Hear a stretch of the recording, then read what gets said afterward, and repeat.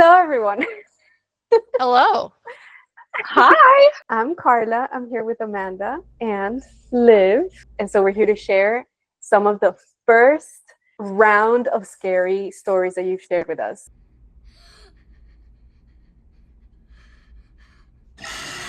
Do you guys have any news that you want to share with people? Anything that you want to update them on, that you want to redirect them to? Oh my gosh, I don't know if I'm allowed to spill yet. Okay, don't say that. Okay. Yeah, all I saw was yeah. a photo dump, and I could only imagine how much fun you guys were having. Yeah, no, it's been so much fun. There's been like probably many photo dumps from many different YouTubers that people have seen. So like I can say that and I'm not spoiling anything. But like there were tons of people there, and it was a concept that these boys, Sam and Colby, have talked about for so long. So to see it come to light was incredible. But that video is coming out in a couple months. So I'll be able to share more about it then. Yeah, awesome. Congratulations. Yeah, I just wanted to talk about that. So anyways, because you said you were busy, and I was like, girl's been busy. Carla and I've been talking about like our spiritual awakenings and stuff. Yeah? Yeah, like what was it that we talked about last time? It had something to do with like space and time, right? There is a fifth dimension, beyond that which is known to man. It is a dimension as vast as space and as timeless as infinity. It is the middle ground between light and shadow, between science and superstition, and it lies between the pit of man's fears and the summit of his knowledge. This is the dimension of imagination. It is an area which we call the Twilight Zone. Oh, no, were we talking about black holes versus white holes? Oh my God. We're having that talk in the car. Conversation. Oh. Casual. Just the meaning of life. Just, we were talking about how like black holes, like it's just like this giant vortex of crushing everything. So things just get sucked into it, but never come out. And then we were talking about how in TED Talks for a while, or like, recently we were talking, Carla is more up on like the recent stuff, but I've talked about black holes before. And during like a podcast, we were intuitively channeling like the universe, whatever, however intuitively channeling you can do what the universe is. And the idea came to me that like black holes are like the structural filaments of the universe, kind of like the I-beams that hold up like the house, like the framework. Yeah. And then Carla was telling me about how she heard someone talking about that. And I was like, wait, no. And then true. Because some people in the spiritual community have hypotheses that like black holes can be vortexes or like portals almost. Like we say that nothing comes out, but like really does it? Is it more like a tube, like a playpen? And then I was like, well, there's also the idea of white holes. And I was like, if black holes aren't that, then maybe white holes are the portals because everything is coming out of it. Or our universe itself could be hypothesized that we like as like, what are we, the Milky Way or whatever, is a light hole because, white holes expel matter, whereas black holes suck them in. So I'm like, what if we're all just a giant white hole fart? Well, actually, it's the little details that cannot be kept track of by definition. In 1927, a German university lecturer named Werner Heisenberg came to a seemingly paradoxical conclusion. All right, let's jump into it. There are so many stories in here about people seeing seeing apparitions, not visions, apparitions. And I have not personally ever seen one, and I am grateful for it, even though I am in the middle of my own, spiritual awakening, but let's say more like spiritual awareness, right? So hearing is one thing, feeling is another, which I experienced during our first project. But you guys see things, and other people have too. Now, from what I've read, it has been only like a 1 or 2 time situation. But okay, I'm gonna start. So the first story is from @LeeCherry, and she says, I kept seeing something move in my peripheral while I was eating one day.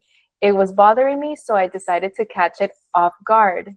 As soon as I turned fast to catch it, I see a white man in a striped shirt just staring at me, not moving. As soon as I blink, he's gone. I turned around and started eating my food again, and nothing bothered me again. That's crazy. I feel It's the like blinking that's part for me. yeah, I was gonna say, I feel like that's a phenomena you hear about with so many people. It's called like the man in the corner or the top hat man. It might just be something, a common apparition, like you said. It just that they're putting on to be there. But the fact that she saw what he was wearing, what he looked like, and like you said, it was the blink for me. Like when she blinked, he went away. That's really, really odd because normally it's that out of the corner phenomena, but that was something entirely different. Do you guys ever experience that? Have either one of you in your apparitions, when you blink, are they gone, or do they like fizzle out? Like, what's it like for you? Usually when I see apparitions, it's more so just like a black shadow or a black figure, because the way my mediumship works, I don't like seeing people. And I know Amanda's completely different, so I'll let you share how you experience things differently.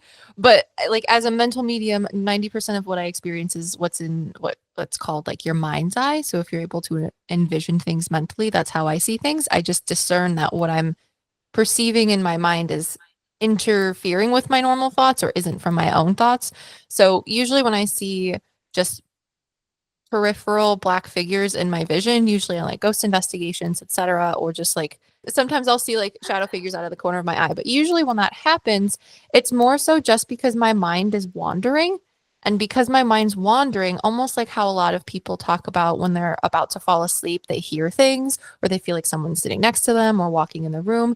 It's because your consciousness is sort of slipping out of that egotistical wavelength, if you will, where your brain is processing things on a conscious level. So listening to this story from Lee makes me think that you were zoning out while you were eating, Lee. And because your brain was zoning out a little bit, that ego that helps you process your conscious life sort of faded into the background. And souls and spirits exist around us all the time, even if they're not quote unquote haunting a place. So I think Lee was just letting her mind wander, if you will. And because of that, it kind of clicked into the frequency where this guy and the striped shirt was residing. But as soon as you made the conscious connection and you quote unquote blinked, that frequency connection is lost because now you're back on the conscious wavelength. And even though it looks like he disappeared, it's just because you put your brain back into the lower frequency wavelength and he's still there. You just don't see him anymore. Girl, hold on. Are you saying that like when we zone out, it's like a micro meditation? Yes. That's just what I was going to say. I feel like, yeah, it almost puts you in this meditative state, but you explained that so incredibly. Oh, thank you. You I need to be a appreciate that. teacher. No, that means a lot to me because I struggled a lot when I was growing up with like comprehension and not being able to understand things that my teacher said. And then finally I would figure it out. And I was like, if they just explained it this way, then it would make sense to me. So a lot of times I feel like I'm repetitive or like beating a dead horse or like using too many analogies, but it's really just because that's how my brain works. But anyways, thank you. I appreciate that. But usually when I see shadow figures and they sort of go into my line of vision, that's when I like put my mediumship hat on, proverbially to say, and then I will ask like, is there anything you want to show me? And then I will get more within my mind's eye.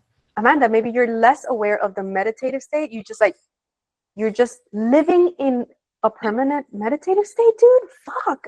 I actually was thinking that because I've always been super relaxed, super mellow, like, and I thought it's because I'm from where I'm from, like San Diego. It's just kind of a kickback, laid back place. But no, now I'm starting to wonder if maybe my mind is constantly in that back, calm, meditative state. Do a lot of people ask you, Amanda, like, well, if you're a medium, does this just like interfere with your daily life all the time? Are you always seeing things? Are you always like, is it interrupting your existence? They ask me that all the time, and my answer is always the same. I feel like when you've grown up for 24 years seeing dead people walking around, it would be weirder for me to one day have that turn off and stop. So you do see it all the time then? All the time. Like if I'm at Sprouts, I'm at the grocery store, I'll see people with their loved ones. If I'm at turning it Okay. off is something that I am trying to learn and have a hard time doing. But at the same time, tapping in more and more is also something I'm trying to learn. Like everything that I have is just kind of what I was thrown in the deep end with. So I need to learn to get more into that meditative state so I could communicate better. And I also need to learn to pull myself out of that meditative state so I can have my me time and not be bothered by them as much. See, I didn't That's know that about interesting. you. Because I I thought don't see them like you do. no I see them in front of all me. the time. Yeah. Well, for me, it doesn't interfere with my everyday life. Like, if I want to perceive souls around someone, I will look at that person. I see them normally, but if I want to see souls or if anyone asks me about it, then I have to like tap in. That's like when the meditative state, quote unquote, kind of comes in, and then I can see things around people. But it's not just all the time. That's I didn't know that about you. I'm learning Very things. cool. Very Yeah, cool. it's exhausting. I'm seeing like I twice the amount bet. of people you are. Yeah, no, so that's so different. Yeah, it's I don't see people all the time like that. I have to just put my mediumship hat on and then it pops in. But yours is just you have to take it off. Yeah. And I have a Huh. hard time with it. How do you tap into your meditative and then into your mediumship hat? What do you do? Do you like, what's your process? Do you inhale and you're like, oh. Because I remember on our trip and you didn't do any of those things. You were just existing. So it's like super automatic for you.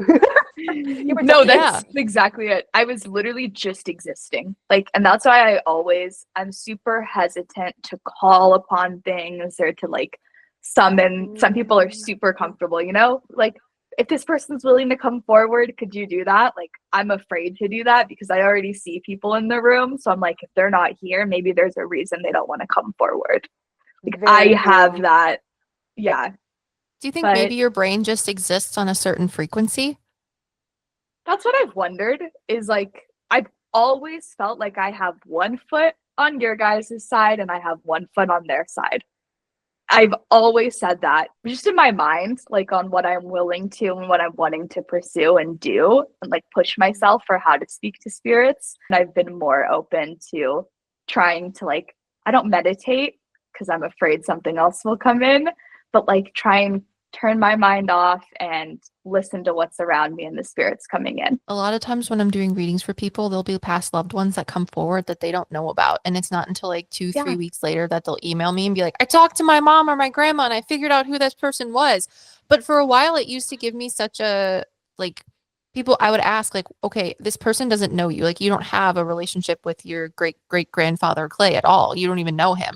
But when I ask spirit why that is, why past loved ones that you don't necessarily know or have a relationship with come forward, the answer they gave me was because they have less spiritual bias, meaning either your lives paths haven't crossed, they passed before you, or you didn't have a very good relationship with them. They're able to be more of like guardian angels or spiritually guide you more because that bias isn't there. They don't actually know you.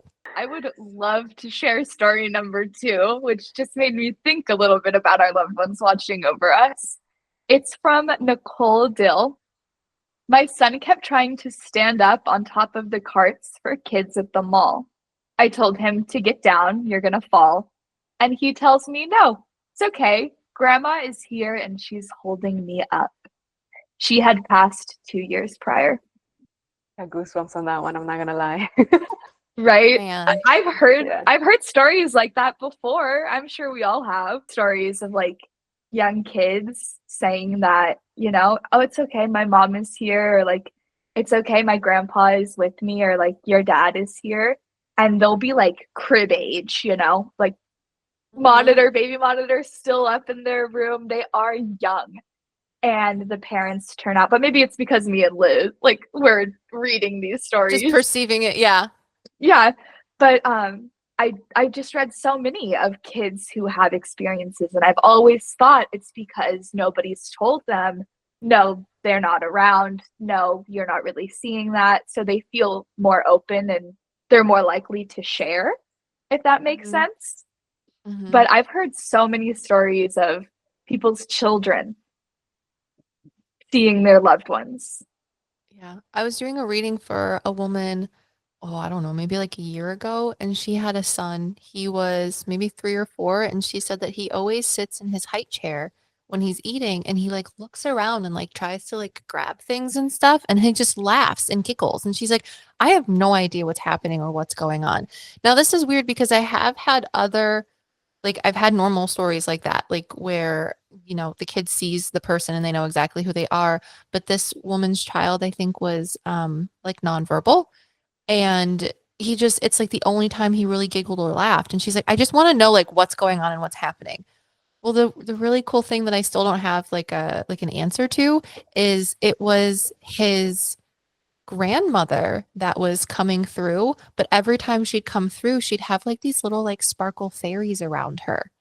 And when I was like, why are there like little like sparkly fae beings? I perceive them as like little different colored twinkling lights, which is usually just how I perceive fae in general.